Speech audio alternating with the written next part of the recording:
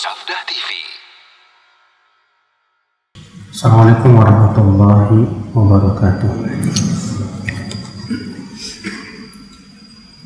Innal hamdalillah nahmaduhu wa nasta'inuhu wa nastaghfiruh wa na'udzu billahi min shururi anfusina wa min sayyiati a'malina. Man yahdihillahu fala mudilla lahu wa man yudlil fala hadiya lahu. وأشهد أن لا إله إلا الله وحده لا شريك له وأشهد أن محمدا عبده ورسوله. قال الله تعالى في كتابه الكريم: يا أيها الذين آمنوا اتقوا الله حق تقاته ولا تموتن إلا وأنتم مسلمون. أما بعد، فإن أصدق الحديث كتاب الله وخير الهدي هدي محمد صلى الله عليه وسلم وشر الأمور محدثاتها وكل محدثة بدعة وكل بدعة ضلالة وكل ضلالة في النار. Ikhwat Islam, saudaraku seiman, ibu dan bapak sekalian, kita lanjutkan Mukhtasar Minhajul Qasidiyah. Ya, masih tentang bab fi dzannid dunya, bab tentang celaan terhadap dunia. Kemudian beliau membawakan firman Allah dalam surat An-Najm ayat 29 sampai 30. Allah berfirman: "Fa'a'rid 'amman tawalla 'an dzikrina wa lam yurid illa al-hayata ad-dunya. Dzalika mablaghuhum minal 'ilm." Berpalinglah dari orang yang berpaling dari mengingat kami dan tidak menginginkan kecuali kehidupan dunia saja, dan itu adalah puncak pengetahuan ilmu mereka. Sini ibu dan bapak sekalian, Allah menyuruh kita untuk berpaling dari siapa? Itu dari orang-orang yang meninggalkan mengingat Allah, gak mau sholat, gak mau duduk di majelis taklim, pokoknya gak peduli deh dengan syariat Allah Subhanahu wa Ta'ala, dan dia tidak menginginkan kecuali kehidupan dunia saja. Pasti itu ya, orang yang tidak mau melaksanakan perintah Allah, gak mau menjauhi larangan Allah, biasanya akibat menginginkan kehidupan dunia. Karena orang yang mau menjalankan perintah Allah, orang yang mau meninggalkan larangan Allah, hanya orang-orang yang menginginkan akhirat. Adapun orang-orang yang menginginkan dunia, wah, berat bagi mereka. Makanya lihat di hati kita nih Pak, kalau ternyata selama ini ibadah kita ini kok berat, malas-malasan, itu akibat daripada apa sih? Biasanya hati kita makmur dengan dunia biasanya. Tapi ketika hati kita makmur dengan kehidupan akhirat, itu Masya Allah, zikir terasa nikmat, sholat terasa lezat. Benar kata Nabi SAW, "Man kanat hammuhu al-akhirah", siapa yang keinginan terbesarnya kehidupan akhirat, sabbatallahu alaihi amrah, Allah akan kokohkan urusannya. Wa ja'al ghina fi qalbi, dan Allah akan jadikan kekayaan itu di hatinya. Wa atatuh dunya wa hiya, dan dunia pun akan mendatanginya dalam keadaan dunia hina di mata dia. Ini kalau kita menginginkan akhirat. Sebaliknya kata Rasulullah, "Wa kana tamuhu dunya", siapa yang keinginan terbesarnya adalah kehidupan dunia, faraqallahu alaihi syamlah, Allah cerai-beraikan urusannya, artinya yang nggak bisa istiqomah, Pak. Iya. Waja'al al-faqra baina 'ainai, dan Allah akan jadikan kefakiran itu ya di pelupuk matanya. Artinya selalu nggak merasa puas, nggak puas. Iya. Walam ta'ti minad dunya illa ma kutiba lah, dan dunia pun tidak akan mendatanginya kecuali sesuai yang ditakdirkan saja. Subhanallah ya, coba bedakan Pak. Orang yang hatinya dipenuhi dengan akhirat dan menginginkan akhirat, coba bandingkan dengan orang yang hatinya dipenuhi dengan cinta dunia. Sangat jauh sekali perbedaan. Akan tampak dari ibadahnya, dari ketaatannya, dari ketakwaannya. Iya. Kemudian Allah Ta'ala, dari karena belajar minal ilm, itulah puncak ilmu pengetahuan mereka. Artinya puncak ilmu pengetahuan mereka hanya sebatas dunia. Dan ini akal Islam sifat yang tercela. Dalam surat Ar-Rum, Allah mencela orang-orang yang lebih paham dunia daripada paham akhirat. Allah berfirman, ya'lamuna dhahiran minal hayatid dunya. Mereka hanya berilmu tentang kehidupan dunia saja. Wa hum 'anil akhirati hum ghafilun, dan mereka lalai dari kehidupan akhirat. Subhanallah. Jangan sampai kita seperti itu, Pak. Semangat cari dunia, pengetahuan ilmu kita hanya sebatas dunia, tapi kalau ditanya tentang cara sholat nggak paham. Ditanya tentang rukun sholat apa saja nggak tahu. Iya. Kemudian kata Imam Ibnu Qudamah, Allah hadis. Adapun hadis-hadis yang mencela dunia banyak. Hadis sahihaini min riwayat al-Miswar bin Shaddad. Qala Rasulullah sallallahu alaihi wasallam, "Mad-dunya fil akhirah illa kamasalin yaj'alu ahadukum isba'ahu fil yam falyanzur bima tarji." Tidaklah kehidupan dunia dibandingkan akhirat kecuali seperti orang yang memasukkan jarinya ke laut. Coba kamu ambil lagi, seperti apa berkurangnya air laut. Ya, kita masukkan, jangankan cuma satu jari, Pak. Kita ciduk dengan dua ini aja segini. Kira-kira air laut berkurang nggak, Pak? Nggak berkurang sama sekali. Itulah dunia dibandingkan dengan apa? Akhirat, Pak.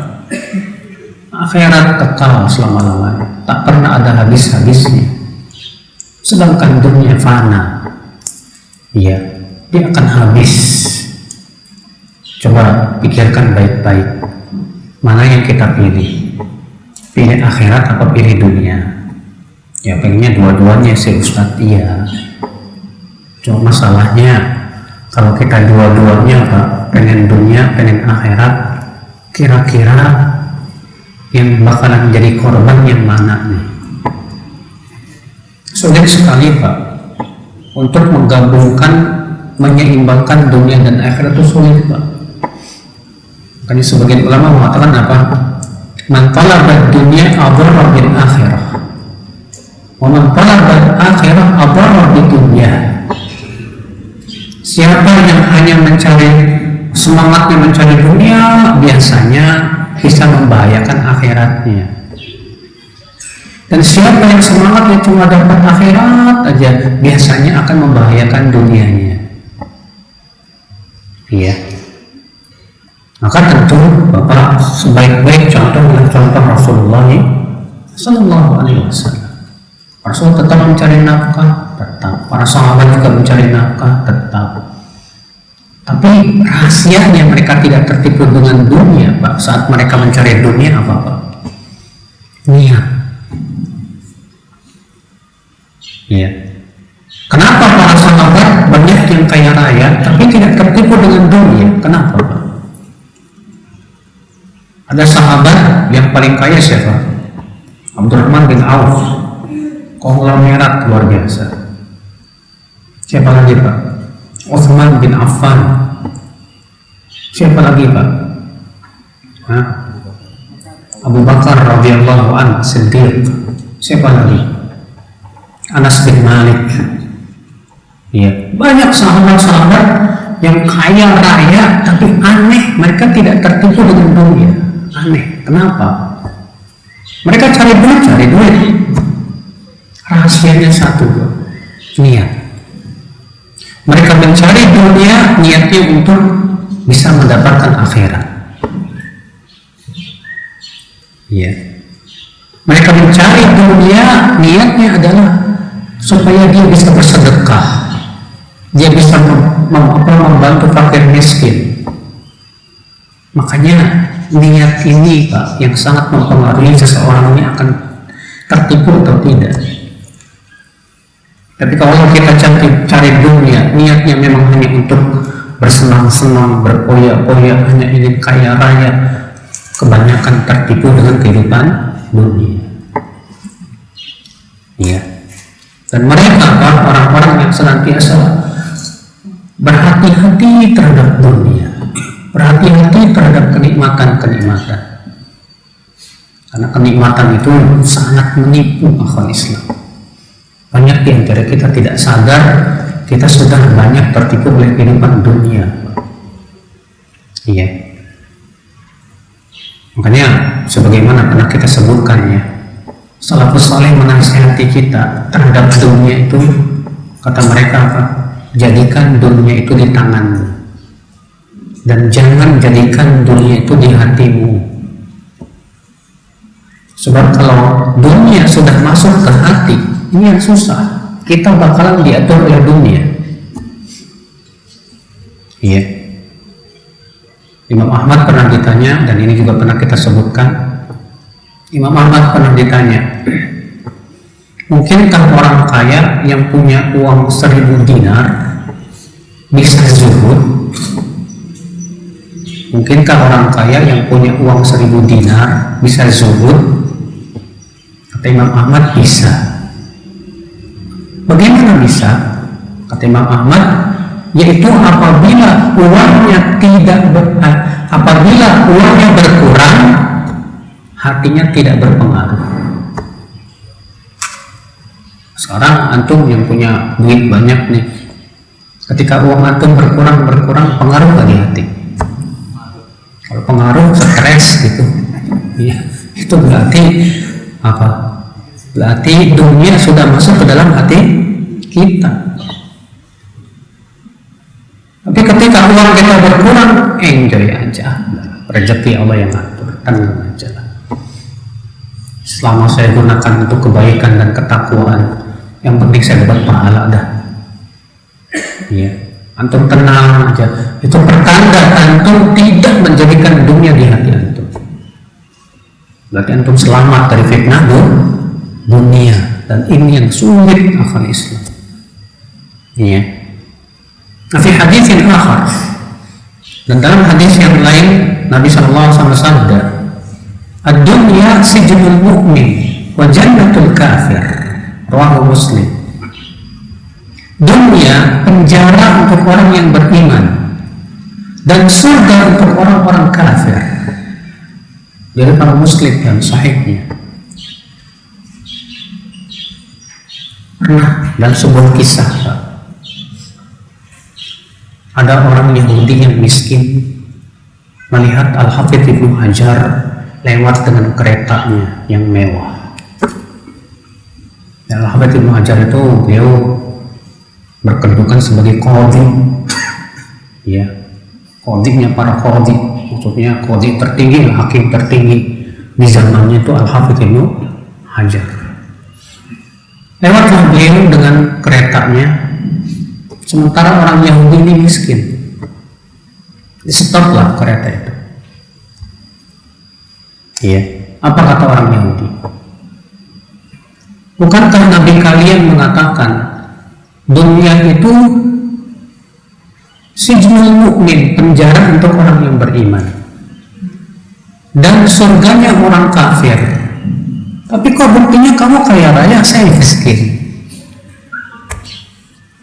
Iya. Apa jawaban Al-Hafidz Ibnu Hajar? Kata beliau, iya.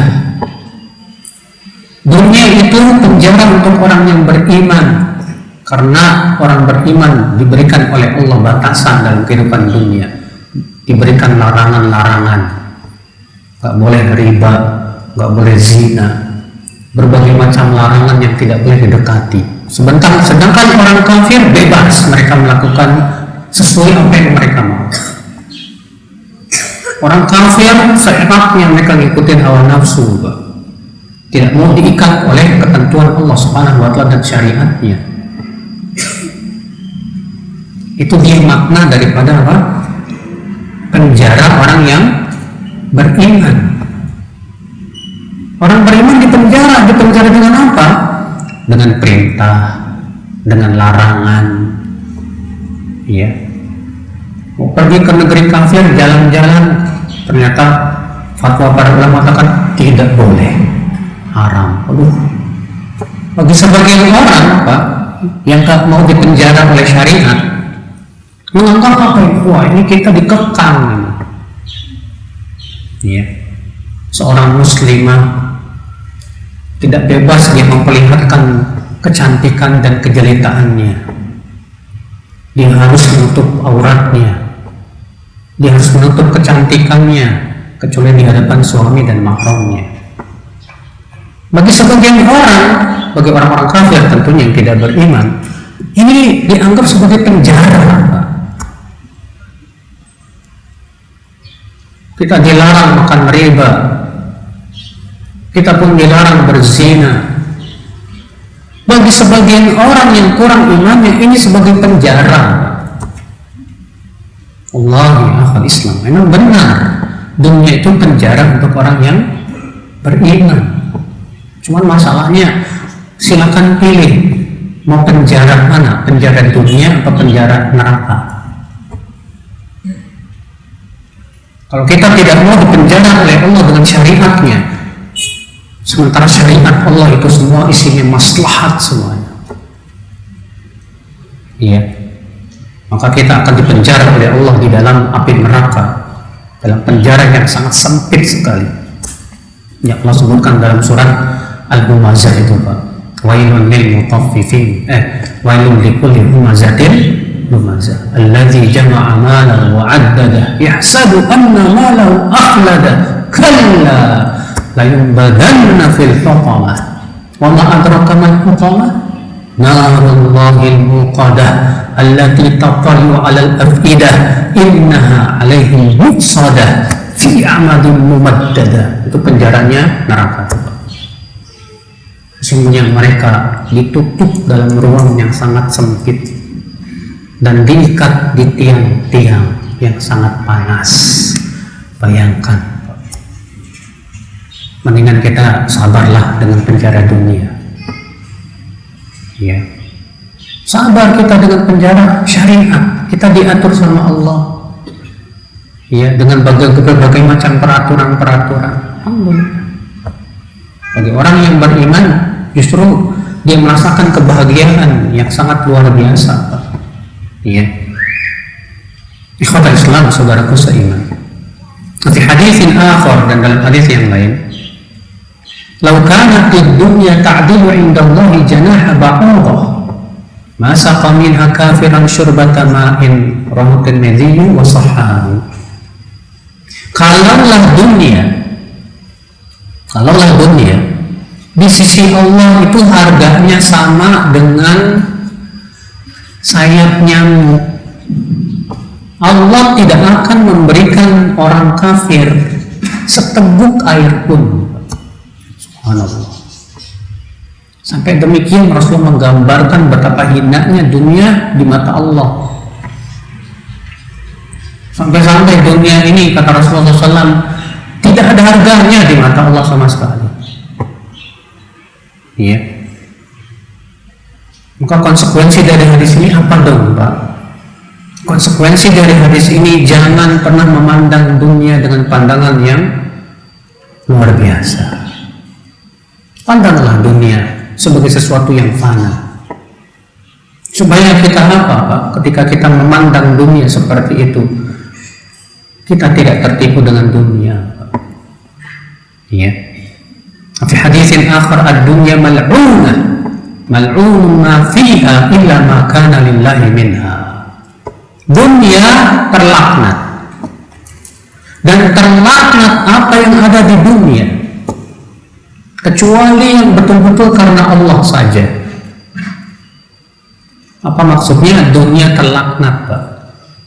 Apakah batu-batunya terlaknat? Sementara batu-batu berzikir dan bertasbih.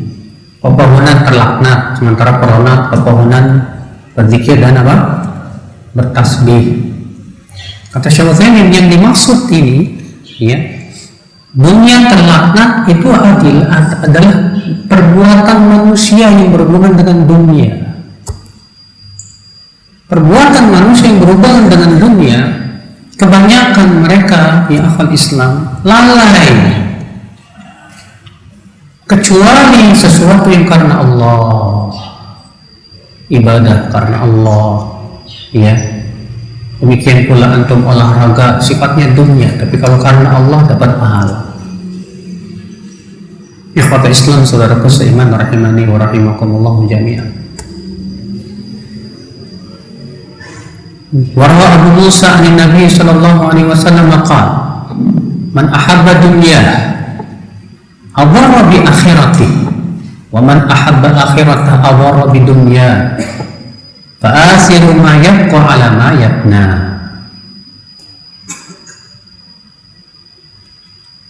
Abu Musa al-Ash'ari meriwayatkan dari Nabi SAW bersabda, siapa yang mencintai dunia, maka itu akan membahayakan akhiratnya. Dan siapa yang mencintai akhirat, biasanya akan membahayakan dunianya. Maka pentingkanlah yang kekal daripada yang fana. Ya, pentingkan yang kekal demi yang daripada yang fana. Akan tetapi hadis ini dhaif karena sanadnya munqati, ya, terputus. Akan tetapi yang rajih bahwa ini perkataan sebagian salaf terdahulu. Ya, siapa yang mencintai dunia, artinya cinta yang berlebihan, karena cinta dunia itu memang sudah menjadi apa? Fitrah manusia, Pak. Allah jadikan manusia pasti ada cinta dunia, pasti itu siapapun ya. Allah berfirman, zuyyina lin-nasi hubbus syahawat minan nisa wal bani wal qanatir al-muqantarah. Dihiaskan kepada manusia cinta syahwat berupa apa? Ya, perempuan, anak-anak, dan harta yang melimpah ruah. Tapi yang dimaksud dengan di sini mencintai dunia berlebihan sehingga melalaikan dia dari kehidupan akhirat. Maka siapa yang mencintai dunia, dia akan membahayakan akhirat. Sahih. Karena orang yang mencintai dunia berlebihan akan berpengaruh kepada ibadah, ibadahnya jadi kurang, malas-malesan. Akan membahayakan keikhlasan. Betul, orang kalau lagi cinta dunia, ibadahnya jadi kurang ikhlas, Pak. Mengharapkan kehidupan dunia, ya, mengharapkan kepujian manusia. Sementara Allah berfirman dalam surat Hud ayat 16 apa? Man kana yuridul hayata dunya wa zinataha nuwaffi ilaihim a'malahum fiha wa hum fiha la yukhasun. Ulaika alladziina laysa lahum fil akhirati illa an-nar wa hadatha ma sana'u fiha wa batilun ma kanu ya'malun. Barang siapa yang menginginkan kehidupan dunia dan perhiasannya, kami akan berikan apa yang diinginkan dari amalnya tersebut tanpa dikurangi. Tapi kata Allah, mereka di akhirat tidak mendapatkan apapun kecuali api neraka. Ini ancaman, Pak. Orang yang beramal soleh tapi niatnya pengen dapat apa? Dunia. Kenapa kok ada orang yang beramal soleh tapi niatnya dunia? Akibat tadi, Dia terlalu mencintai apa? Dunia. Ya, sehingga berpengaruh kepada niatnya, rusak niatnya. Orang yang lebih mencintai dunia akan merusak pertemanannya. Sehingga kita berteman pun bukan karena Allah, tapi berteman karena apa? Dunia. Sementara Allah berfirman apa? Al-akhillau yawma idzin ba'dhum li ba'dhin aduwwun illal muttaqun. Orang-orang yang saling berkasih sayang karena dunia, maka pada hari kiamat akan berubah menjadi musuh satu sama lainnya, kecuali orang yang bertakwa, yang mereka pertemanannya karena Allah. Nah, akibat cinta dunia yang berlebihan, pertemanan karena Allah hilang. Akhirnya bertemannya hanya sebatas karena dunia.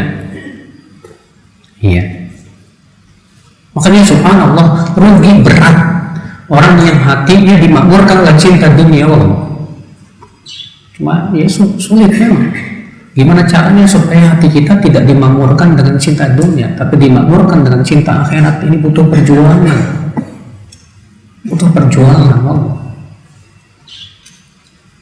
Wa kataba Al-Hasan ila Umar Ibn Abdul Aziz fi zammi dunya kitaban tawilan.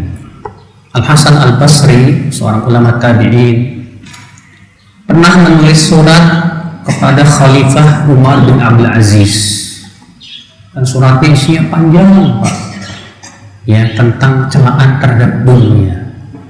Masya Allah, ulama terdahulu ya nyuratin para penguasa, diingatkan tentang bahaya dunia. Supaya apa? Supaya penguasa ini tidak zalim, tidak tertipu dengan dunia, tidak haus kekuasaan. Ya. Dan disebutkan pada surat tersebut, beliau di sini menyebutkan isi suratnya. Amma ba'd. Fa inna dunya daru dha'nin laysat bidari maqam. Amma ba'd. Sesungguhnya dunia itu negeri persinggahan, bukan negeri untuk tinggal selama-lamanya. Wa innama anzala ilaiha Adam uqubah, dan Allah menurunkan Nabi Adam kepada dunia karena sanksi untuk Nabi Adam. Kan tadinya Nabi Adam tinggal di mana, Pak? Di surga. Kemudian Nabi Adam diberikan larangan, cuma satu larangannya, jangan dekati pohon, cuma satu pohonnya, Pak. Sementara yang lainnya, pohon-pohon yang lain banyak yang halal. Rupanya apa yang terjadi? Adam tergoda oleh iblis untuk memakan pohon yang satu itu. Akhirnya Allah berikan sanksi, Allah turunkan ke dunia. Turunnya Nabi Adam ke dunia itu sanksi ternyata. Ikhwata Islam, saudaraku seiman, kita lanjutkan. Fahdar ya Amirul Mukminin, maka waspadalah engkau dari dunia, wahai Amirul Mukminin. Fa inna minha tarkuha wal ghina fiha faqruha. Karena kata beliau, azad minha, perbekalan kehidupan dunia menuju akhirat, itu dengan cara kita tidak tertipu dengan dunia. Iya, kata beliau, karena sesungguhnya bekal kehidupan dunia adalah itu kita tinggalkan dunia. Maksudnya tinggalkan dunia di sini bukan ninggalin dunia sama sekali, Pak. Karena meninggalkan dunia sama sekali pun tidak sesuai dengan sunnah Rasulullah SAW. Rasulullah menikah, Rasulullah pun juga mencari nafkah untuk istri-istrinya dan menganjurkan umatnya untuk mencari apa? Nafkah. Ya. Tapi yang dimaksud meninggalkannya di sini artinya jangan tertipu. Wal ghina fiha faqruha. Dan orang yang selalu menginginkan dunia itu hakikatnya adalah fakir dia. Fakir. Dan orang yang merasa kaya artinya tidak butuh artinya tidak mengharap-harapkan dunia. Ikhwatan Islam itu menunjukkan hatinya kaya. Kekayaan hati itu lebih penting daripada kekayaan apa? Harta. Tudhillu man a'azzaha. Dunia akan menghinakan orang yang memuliakan dunia. Artinya orang yang sangat mengagungkan dunia hina. Antum tahu Fir'aun? Bagaimana Fir'aun membangun negerinya dengan semakmur-makmurnya? Ya, coba antum baca surat Ad-Dukhan. Bagaimana pembangunan yang dilakukan oleh Fir'aun, Pak. Luar biasa. Surat Ad-Dukhan, sebentar. Allah berfirman, "Kam taraku min jannatin wa na'im." Berapa banyak kebun-kebun dan kenikmatan yang telah mereka tinggalkan. Karena kan Fir'aun itu ditenggelamkan dalam Allah berfirman sebelumnya tuh, "Watruki bahra rahwan innahum jundun mughraqun." Biarkanlah laut itu terbelah. Sesungguhnya mereka pasukan-pasukan itu pasti akan ditenggelamkan. Lalu Allah berfirman setelah tenggelamnya Fir'aun dan bala tentaranya, "Kam taraku min jannatin wa uyun." Berapa banyak kebun-kebun dan mata air yang mereka telah tinggalkan. Wa zuru'in wa maqamin karim. Berapa banyak ladang-ladang dan tempat-tempat yang indah yang telah mereka tinggalkan. Wa na'matin kanu fiha fakihin. Dan berapa banyak kenikmatan yang mereka bernikmat dan bersenang-senang dengannya. Kadzalik, demikianlah balasan orang-orang yang tidak beriman itu. Wa awrafnaha qauman akharin, dan kami wariskan ia kepada kaum yang lainnya akibat maksiatnya mereka kepada Allah. Ikhwan Islam, ya. Akibat daripada Fir'aun, Pak, berbangga dengan dunia, hanya yang mereka pikirkan dunia, tapi masalah akhirat mereka malah tidak peduli. Bahkan mereka kafir kepada Nabi Musa alaihissalatu wassalam. Akibatnya apa? Allah timpakan kepada mereka apa? Azab. Ya. Ini penting sekali, ya. Para penguasa yang beriman, Pak, sadar bahwa kunci barokah itu ada pada ketakwaan. Kalau penguasa yang bertakwa, Pak, yang dia pikirkan bagaimana rakyat saya ini bertakwa dan beriman. Nah, pembangunan harus diadakan. Tapi kalau cuma dipikirin cuma pembangunan, memajukan, mensejahterakan, tapi agama tidak pedulikan, ketakwaan sama sekali tidak ditanamkan, jangan salahkan. Seperti Allah berfirman, "Walau anna ahlal qura amanu wattaqau lafatahna 'alaihim barakatin minas sama'i wal ardh walakin kadzabu fa akhadnahum bima kanu yaksibun." Kalaulah penduduk negeri itu beriman dan bertakwa, kami akan bukakan pintu-pintu keberkahan dari langit dan bumi. Tapi sayang, kata Allah, mereka mendustakan ayat-ayat kami, maka kami pun turunkan sanksi untuk mereka disebabkan perbuatan-perbuatan mereka. Negeri mana, Pak, yang lebih makmur dari negeri Sabah saat itu, Pak? Kemakmuran yang luar biasa negeri Sabah, Pak. Tanahnya yang sangat subur, buah-buahannya, berbagai macam buah ada, masyarakatnya nggak ada yang miskin. Tapi bagaimana Allah jadikan negeri Sabah hancur? Cukup Allah perintahkan bendungan Sadu Maghrib itu untuk pecah, habis mereka akibat kemaksiatan mereka dan kekafiran mereka kepada Allah Rabbul Izzati wal Jalal. Mudah bagi Allah. Andaikan para penguasa itu tak sadar tentang masalah itu. Makanya di sini Al Hasan Al Basri menasihati penguasa saat itu, yaitu Umar bin Abdul Aziz. Ya, tudhillu man a'azzaha, dunia itu akan menghinakan orang yang memuliakan dunia dan memuliakan orang yang menghinakan dunia. Kebalikan itu. Waktu fakir menjama'aha, dunia akan menjadikan fakir orang yang rakus mengumpulkan dunia. Orang yang rakus dengan dunia, hatinya paling fakir di dunia. Jadi kalau antum bertanya siapakah orang yang termiskin di dunia, yaitu orang yang tak pernah ada qanaah dan tak ada pernah puas-puasnya. Dikasih 2 lembah harta, tetap saja tidak puas, pengen menginginkan apa? Yang ketiga, terus saja. Ini orang paling miskin di dunia. Siapa orang paling kaya di dunia, Pak? Orang kaya paling kaya itu orang yang paling kaya hatinya.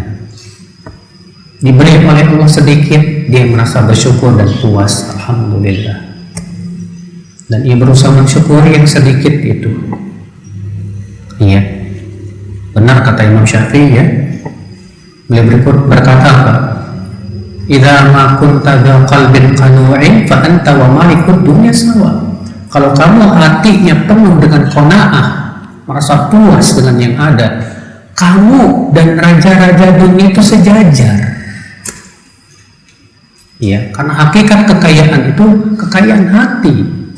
Ikhwatul Islam. Dan Nabi juga bersabda demikian, laisal ghina ya kasratul Arab, bukanlah kaya itu dengan banyaknya harta benda, walakinnal ghina ghinal qalb, akan tetapi hakikat kaya itu kayanya apa? Hati. Ya. Kita lanjutkan surat Al-Hasan ini. Kasum yakunu man la ya'rifuhu wa huwa hadfuhu. Dunia itu bagaikan racun. Orang yang memakan tidak tahu itu racun, akhirnya ia meninggal dunia. Maksudnya dunia itu meracuni hati. Kalau kita tidak sadar, di mana kita terus mencari dunia, ya, kita tidak akan sadar kalau kita lama-lama hatinya bakalan mati, ya, oleh cinta dunia itu. Fahdar hadhihi dar al-gharrarah al-khayyal al-khadda'ah. Maka hendaklah kamu waspada, wahai Amirul Mukminin, terhadap negeri yang menipu ini, yang membuat banyak khayalan. Orang yang senang cari dunia itu kan banyak khayalannya, Pak. Pengen ini, pengen itu, pengen dapat ini, pengen dapat itu. Oh, masya Allah, dari kehidupan dunia. Ya. Wa kun asarru ma takunu fiha ihdan ma takunu laha. Maka jadilah asar, ya, ma takunu fiha. Jadilah kamu orang yang lebih bergembira. Ma takunu fiha, yang ada padanya. Maksudnya, ya, bahwa kita gembira dengan sesuatu yang menyebabkan kita tidak tertipu dengan kehidupan dunia. Ihdzar ma taqulah, dan waspadalah sesuatu yang membuat kamu tertipu dengan kehidupan dunia.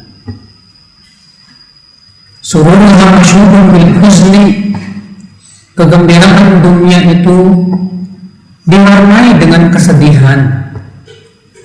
Wasafuha masyhurun bil kadari, beningnya, jernihnya dunia selalu dikotori oleh sesuatu yang mengeruhkan. Falau kana al-khaliqu lam yukhbir anha khabaran wa lam yadrib laha mathalan lakanat qad ayqadat an-na'im munabbahatil ghafil Kalaulah pun Allah tidak mengabarkan tentang hakikat dunia dalam Al-Quran, kalaupunlah Allah tidak memberikan perumpamaan tentang kehidupan dunia, maka orang-orang yang tertidur pun ya, dia akan bangun dan sadar tentang hakikat kehidupan dunia. Orang-orang yang lalai akan paham tentang hakikat kehidupan dunia kalau dia mau berpikir. Ya, cuman kita butuh berpikir aja dan merenung sedikit, Pak. Merenung, berpikir sedikit tentang hakikat kehidupan dunia. Akan kita dapati, Masya Allah, ternyata memang dunia ini fana. Ya, kenikmatannya diawali dengan kelelahan dan diakhiri dengan penyesalan. Ada nggak kehidupan kesenangan dunia, Pak, yang tidak diawali dengan kelelahan? Nggak ada. Semua kesenangan dunia selalu diawali dengan apa? Kelelahan. Ada tidak, Pak, kenikmatan dunia yang tidak dikotori oleh kesedihan? Tanya orang-orang kaya, mereka pernah sedih nggak? Pasti. Tanya orang-orang yang sedang bersenang-senang, mereka pernah terkena hati mereka kegundah-gulanan dan kegalauan enggak? Pasti. Yang namanya dunia tak akan lepas dari itu, ya. Bahkan pecinta dunia paling berat galaunya, mereka sangat cinta dunia, sehingga cintanya itu membuat apa? Tersiksa batinnya dengan dunia. Ketakutan, takut kehilangan dunia. Iya. Subhanallah, saudaraku seiman rahimani wa rahimakumullah jami'an. Kata beliau, "Kaifa laqad ja'a min Allah azza wa jalla anha zajiran wa fiha wa'idun." Kalaulah Allah tidak menjelaskan dalam Al-Quran tentang hakikat dunia, maka dunia saja sudah cukup membuat kita berpikir tentang hakikat dunia.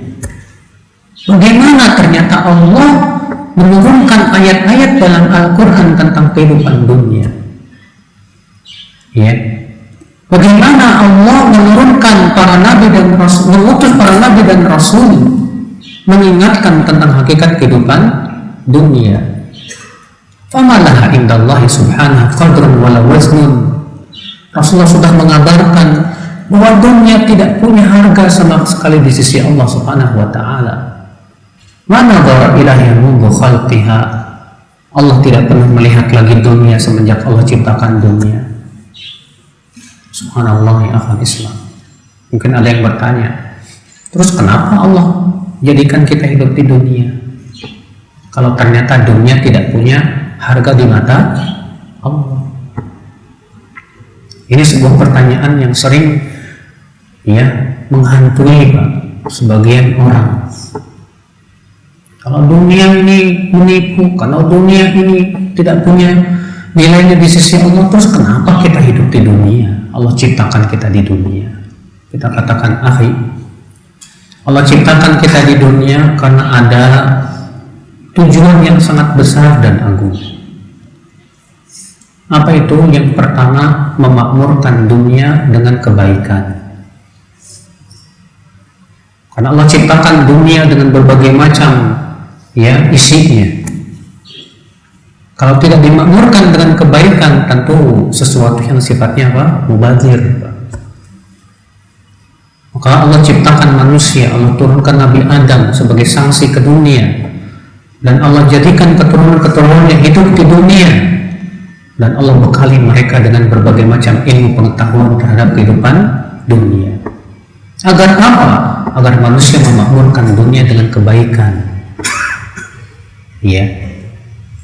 Yang kedua, hikmahnya kenapa?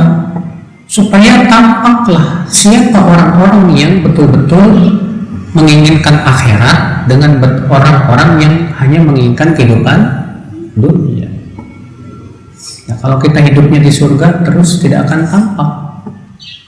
Tapi dengan adanya hidup di dunia, Allah menyaring, Allah melihat siapa yang tertipu dengan dunia dan siapa yang tidak. Disebutkan dalam hadis Rasulullah sabda, "Inna dunya hulwatun khadirah." Dunia itu manis dan hijau. Wa inna Allah mustakhlifukum fiha. Dan sesungguhnya Allah menjadikan kalian khalifah di muka bumi ini. Ya. Kemudian Allah memperhatikan kalian. Allah melihat bagaimana perbuatan kalian. Fattaqud dunya wattaqun nisa, kata Rasulullah. Maka hati-hatilah terhadap dua. Yang pertama, berhati-hatilah terhadap dunia, dan yang kedua, berhati-hatilah terhadap wanita. Ya.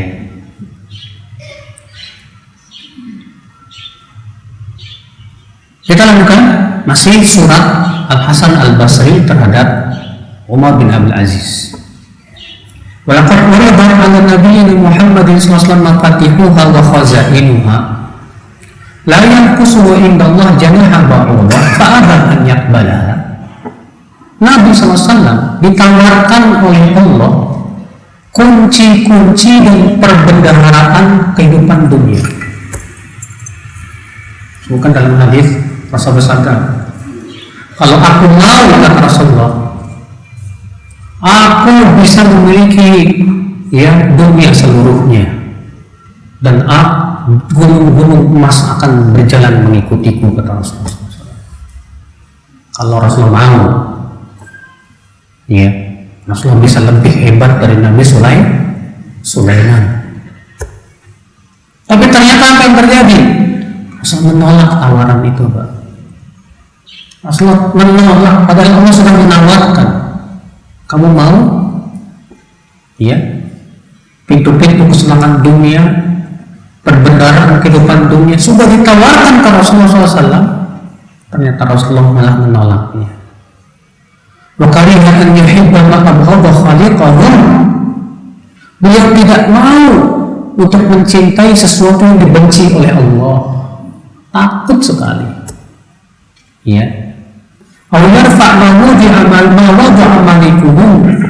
Beliau tidak mau mengangkat orang yang dihinakan oleh Allah Rabbul Alamin.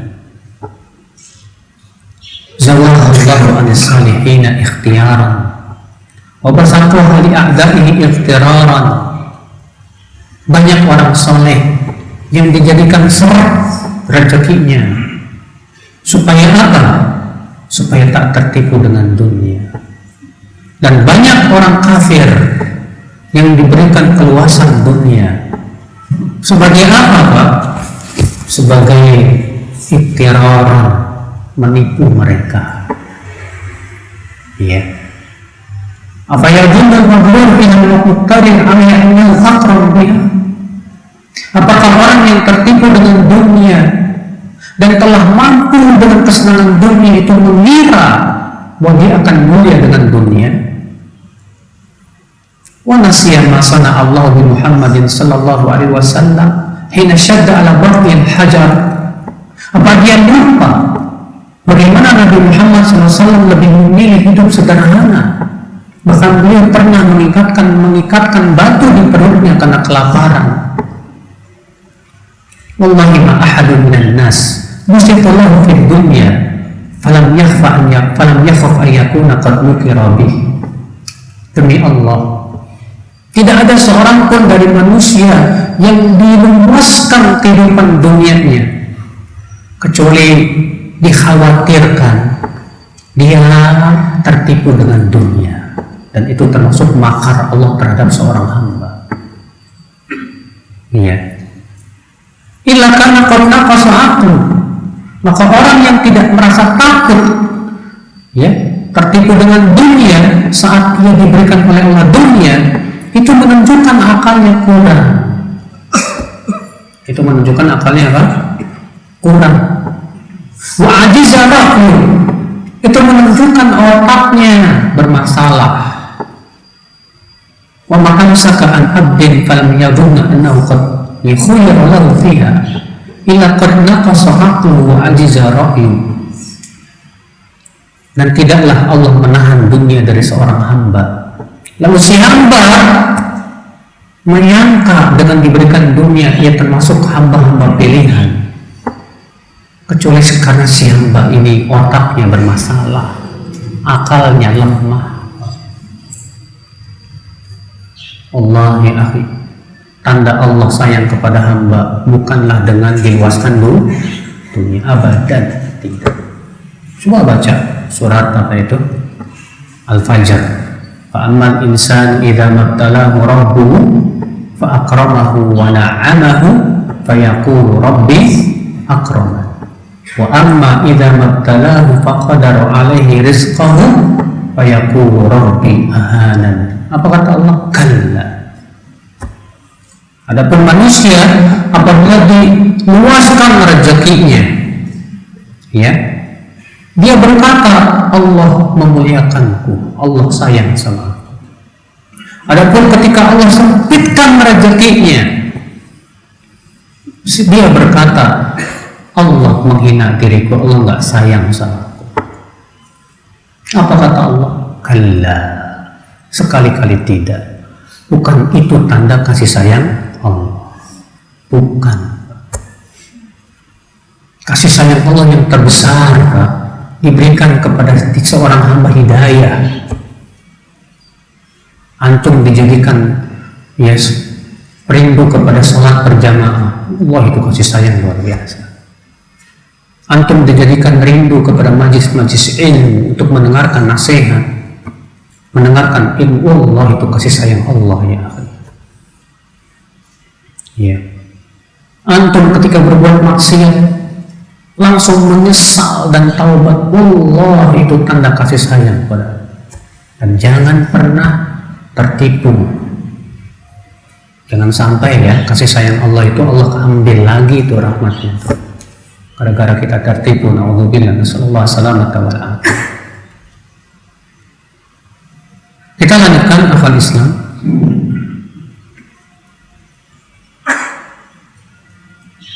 Wa qala Malik bin Dinar. Berkata Malik bin Dinar. Jadi surat Al-Hasan sudah selesai kepada Umar bin Abdul Aziz. Kemudian beliau membawakan perkataan ulama lain dari ulama salaf, itu Malik bin Dinar. Ya. Ittaqus sahar. Hati-hati dari seorang penyihir ini yang sangat kuat sihirnya. Fa inna tashal qulubal ulama. Saking hebatnya sihir dia menyihir hati para ulama. Maksudnya tukang sihirnya apa? Dunia.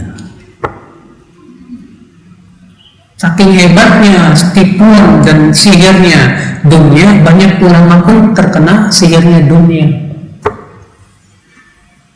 Ya, makanya para ulama yang tertipu dengan dunia, apa yang terjadi? Berlomba-lomba mencari dunia, berlomba-lomba mencari ketenaran, ya, berlomba-lomba mencari penghormatan, berlomba-lomba mencari banyaknya pengikut, sehingga akhirnya apa yang terjadi? Ya, mereka tidak lagi tegas untuk menyampaikan din ini. Makanya kalau ada ulama yang mereka ini tidak tegas dalam menyampaikan agama, masih takut-takut ditinggalkan manusia, itu akibat daripada hatinya sudah tertipu dengan dunia. Wallahi, ulama yang hak, dia tidak takut dengan cercaan manusia.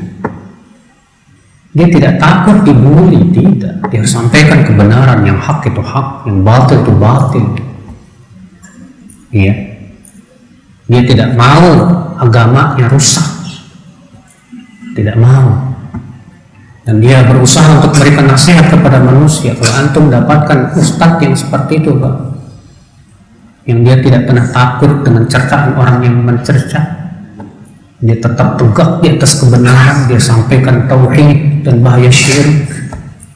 Walaupun manusia menjauhinya, wallahi kalau antum dapatkan ustaz seperti ini, inilah hak, ini dia yang harus kita pegang. Iya. Nah, demikian akhwat Islam, saudaraku seiman. Kemudian beliau menyebutkan tentang perumpamaan dunia.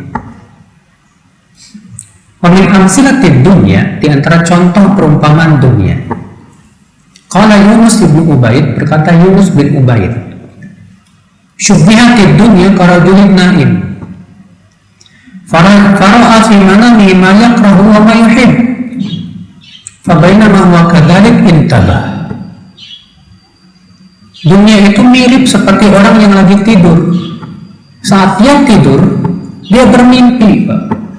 Dalam mimpinya ia melihat sesuatu yang menyenangkan, atau dalam mimpinya ia melihat sesuatu yang dia tidak suka. Pas dia lagi enak-enaknya dengan mimpinya, tiba-tiba bangun. Ya, pernah nggak? Yang mimpi lagi enak-enaknya, tahu-tahu bangun, ya. Ternyata cuma mimpi.